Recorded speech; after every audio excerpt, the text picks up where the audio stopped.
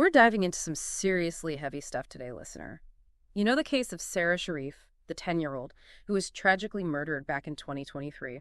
We're going to unpack a series of news articles from LAD Bibles that explore what happened after this horrific crime, including a shocking incident involving Sara's father in prison. Wow. These articles provide a lot of different perspectives, not just on the case itself, but also on some related events that raise really important questions about justice punishment and how we as a society respond to violence. Yeah, it's going to be a tough one. It is. So to set the scene, let's go back to the tragic details of Sara's murder. The articles paint a truly heartbreaking picture. Over 100 separate injuries, burns from an iron, even human bite marks. It's described as a campaign of torture that spanned 2 years. What's especially disturbing is that this prolonged abuse points to a systemic failure. How could something so horrific go unnoticed for so long? It's a question that haunts us, isn't it? The sheer brutality of the crime is difficult to comprehend, and the term campaign of torture, while impactful, deserves some unpacking. Legally speaking, torture is defined as the intentional infliction of severe pain or suffering, physical or mental, for a specific purpose. In Sara's case, the evidence clearly suggests a deliberate and sustained pattern of abuse, making it tragically fit that definition. It's almost impossible to fathom what that poor child went through. Her father, Irfan Sharif, and stepmother, Banash Batul, were both convicted of murder and are serving life sentences. Sara's uncle, Faisal Malik, was convicted of causing or allowing the death of a child. But even with these convictions, is justice truly served? Is any sentence long enough to balance the scales in a case like this? That's the question that lingers, isn't it? The legal system aims to deliver justice, but can any legal outcome truly address the magnitude of such a loss? And I think this case really forces us to grapple with the limits of punishment. Can prison truly rehabilitate individuals capable of such cruelty? Or does it simply serve as a means of containment? Right. And that leads us to the next chapter in the story, which takes a truly wild turn. Remember that Sharif and his partner fled to Pakistan with Sara's 5 siblings just 1 day before her body was discovered. Well, yeah. The escape itself added a whole other layer of complexity to this case. It speaks to a level of calculated planning, a blatant disregard for the law, and a desperate attempt to evade accountability. The international manhunt that ensued and their eventual capture and extradition back to the UK almost reads like a crime thriller. Totally. But here's where it gets even more complicated. Sharif was recently attacked in Belmarsh prison. Now, for those who don't know, Belmarsh is nicknamed Monster Mansion for a reason. Yes. It houses some of the UK's most notorious criminals. We're talking individuals convicted of terrorism, organized crime, you name it. The fact that it earned that grim nickname speaks volumes about the level of danger and violence associated with this particular prison. Exactly. So it's not exactly a walk in the park. And to make matters worse, Sharif was attacked with a weapon fashioned from a tuna can lid. He sustained cuts to his neck and face and required medical treatment. I mean, this is a convicted murderer we're talking about, but the fact that someone can be attacked in a supposedly high-security prison is unsettling, to say the least. It certainly raises questions about the effectiveness of security measures within these institutions. Yeah. If an inmate can create a weapon from a simple item like a tuna can lid, what else are they capable of? And it also points to a disturbing reality. Even within the confines of prison, violence can permeate. Okay, so we've got this horrific murder, a daring escape and capture, and now a prison attack. And to make things even more interesting, the public reaction to this attack is extremely divided, especially in the LAD Bible comments. Some people are actually expressing a sense of satisfaction, almost like some sort of karmic justice is being served. That's a very human response. Especially in a case as emotionally charged as this one. When faced with such unimaginable cruelty, it's natural to crave a sense of retribution, a balancing of the scales. But it also raises uncomfortable questions about our own capacity for vengeance. Does an act of violence against a convicted murderer, no matter how heinous his crimes, somehow alleviate the suffering of the victim or bring true closure? That's the thing, right? There's this primal urge for an eye, but then there's also the very real concern about prison violence and the responsibility of the system to protect every inmate, regardless of their crimes. And this attack on Sharif really highlights that tension. Precisely. On one hand, you have the public demanding retribution, seeking some form of cosmic justice for the victim. On the other, you have the ethical obligation to ensure the safety and well-being of all individuals within the prison system, even those who have committed horrific acts. It's a moral tightrope walk, and there are no easy answers. It's a dilemma that goes to the very heart of how we view justice and punishment. It's about revenge, deterrence, rehabilitation, and how do we reconcile those sometimes conflicting goals? It's mind-boggling. And these LAD Bible articles don't just focus on the Sharif case. They also cover other events that, when you look closely, echo those same themes of public perception, justice, and the gray areas of law enforcement. Oh, really? For example, remember that incident at Manchester Airport back in 2024 where police officers were assaulted while responding to a dispute? It was all over the news, especially when that video footage went viral. Right.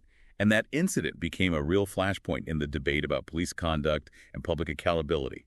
It showed how quickly things can escalate and the challenges of maintaining order in potentially volatile situations. And of course, the fact that the whole thing was caught on camera added fuel to the fire. It fueled public scrutiny and sparked intense conversations about the use of force by law enforcement, especially in the age of social media. Yeah, it felt like everyone had an opinion on that case. And the latest update is that 2 men involved have been charged with assault, but no charges are being filed against the officers. So that's another layer to this whole discussion about justice being served. And that outcome, whether you agree with it or not, underscores the fact that justice is rarely black and white. Every situation has nuances, different perspectives, and conflicting accounts. The legal process is meant to sift through all of that, weigh the evidence carefully, and reach a verdict based on what can be proven in a court of law. I think that's where some of the public frustration comes in. Because when you see a video of something happening, it can feel so clear-cut, so black and white. But the legal system operates on a different level, with different standards of proof. Exactly. And while video evidence can be powerful, it doesn't always tell the whole story. There's context, intent, and often unseen details that factor into a legal decision. And that's where things can get complicated. And it's interesting how this Manchester Airport story unfolded alongside the Sharif case, both sparking these huge public reactions and raising questions about how we define accountability, what justice actually looks like, and who gets to decide. It's almost like they're running on parallel tracks, highlighting the different ways these issues play out in our society. On one hand, you have the horrific and deeply personal tragedy of a child's murder. And then you have this very public incident involving law enforcement, caught on video and dissected on social media, raising questions about systemic issues and the balance of power. It's like we're looking at a microcosm of the broader societal struggles we're all wrestling with, right? Trying to find that balance between individual rights and public safety, figuring out how to deal with the consequences of violence, and seeking justice in a system that can feel incredibly flawed at times. Precisely. And these stories, as different as they seem on the surface, force us to confront those uncomfortable realities. Right. We can't shy away from these conversations, no matter how challenging they become. Okay, so we've got brutal child murder, prison violence, a public brawl with law enforcement, and a lot of unanswered questions about justice. Are you ready to add another layer to this, listener? Always up for the challenge. Yeah. What do you have? All right, let's talk about Kyle Clifford, the former British Army soldier who was wanted for the crossbow killings of 3 women back in 2024. This case was terrifying. It gripped the entire UK, and it also brings another critical issue into the mix: mental health. Absolutely. Clifford's history of mental health struggles adds another layer of complexity to this story. It forces us to consider the warning signs that may have been missed, the gaps in support systems, and the devastating consequences that can occur when mental health issues go unaddressed. And his capture this past July brought a sense of relief. But the grief and trauma for the victim's family are unimaginable, especially for John Hunt, the husband and father of the women Clifford killed. The articles mention that tributes have been pouring in for Hunt, and it really highlights the ripple effect of these acts of violence. The impact goes far beyond those directly involved. It touches entire communities and leaves scars that can last for generations. It's a crucial point. It's so easy to get caught up in the legal proceedings, the sensational headlines, and the public discourse that we forget there are real human lives at the heart of every one of these cases. Families shattered, communities grappling with unimaginable loss, and a profound ripple effect of suffering that extends far beyond the immediate victims. That's such an important reminder. It's easy to become desensitized when you're constantly exposed to these sorts of stories, but we have to remember that these aren't just news items. They're real people whose lives have been irrevocably altered by violence and tragedy. Okay, before we wrap things up, there's one more little detail from these articles that I found both fascinating and kind of darkly humorous. It's a weird juxtaposition to everything else we've discussed, but it also adds a thought-provoking layer to our deep dive. Have you ever heard of Sark Prison? Sark prison. Yes, it rings a bell. Isn't that the one? It's the world's smallest prison. It's on this tiny island in the Channel Islands, and it literally only holds 2 inmates. It's like a little historical court compared to the behemoth institutions like Belmarsh that we've been discussing. That's right. I remember reading about it. It's mostly used for minor offenses and used to be just a 2-cell building without electricity or heating. It almost feels like a relic of a bygone era, a stark contrast to the grim realities of high-security prisons. Yeah. Right. It's almost comical when you think about it, alongside everything else we've covered today. But it also highlights the vast spectrum of crime and punishment, the varying degrees of offenses, and the different approaches societies take. It really underscores that there's no one-size-fits-all approach to justice, and that even in a seemingly straightforward case like Sara Sharif's murder, where there are convictions and sentences, those bigger questions about the true meaning of justice, the effectiveness of punishment, and the complexities of rehabilitation still linger.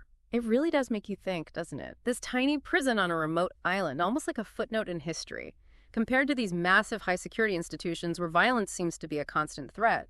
It's a stark reminder that the concept of justice takes on many different forms depending on the context. And it challenges us to consider the purpose of punishment. Is it about retribution, rehabilitation, or simply removing dangerous individuals from society? The answer more often than not is probably a combination of all those things. But striking the right balance is incredibly difficult. So we've gone from this horrific child murder case to the realities of prison life, the public's reaction to violence both inside and outside prison walls, and even this glimpse into a very different approach to incarceration with Sark prison. It feels like we've covered a lot of ground, a listener, and touched on some incredibly complex issues. Oh, we have. We've explored the brutality of Sara Sharif's murder, the intricacies of the legal system, the ethical dilemmas surrounding prison violence, and the public's sometimes conflicting demands for justice and accountability. And through it all, I think what's become clear is that there are no easy answers. Definitely not. And if anything, this deep dive has left me with more questions than answers. But I think that's okay. Sometimes the most important thing is to ask the tough questions, to lean into the discomfort, and to acknowledge the complexity of these issues. I agree. These aren't topics that lend themselves to simple solutions or sound bites. They require thoughtful consideration, open dialogue, and a willingness to grapple with the messy realities of the world we live in. And that's what we aim to do here on The Deep Dive. Right. It's about going beyond the surface, exploring the nuances, and providing you, the listener, with the information and the different perspectives you need to form your own conclusions. It's about giving you something to think about long after the episode is over. And hopefully inspiring you to continue these conversations, to challenge your own assumptions, and to engage in the ongoing dialogue about justice, accountability, and a kind of society we want to create.